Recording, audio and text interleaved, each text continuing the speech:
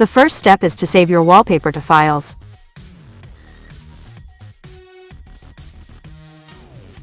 Go to Photos and select your wallpaper. Tap the share icon above the photo. Click Save to Files and choose your save location.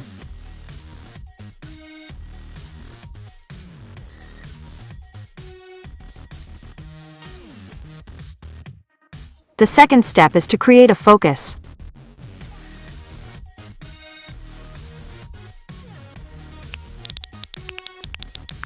Go to Settings and select Focus, then tap the plus icon at the top right corner, and then create focus by following the steps. The example name is Change My Wallpaper automatically. The third step is to create an automation to trigger the change of wallpaper.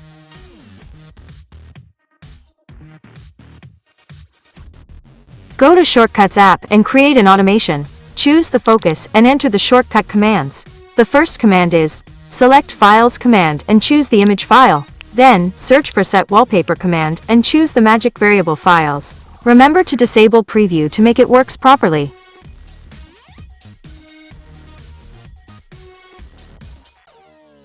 The last step is to turn the change wallpaper focus. Let's see the result.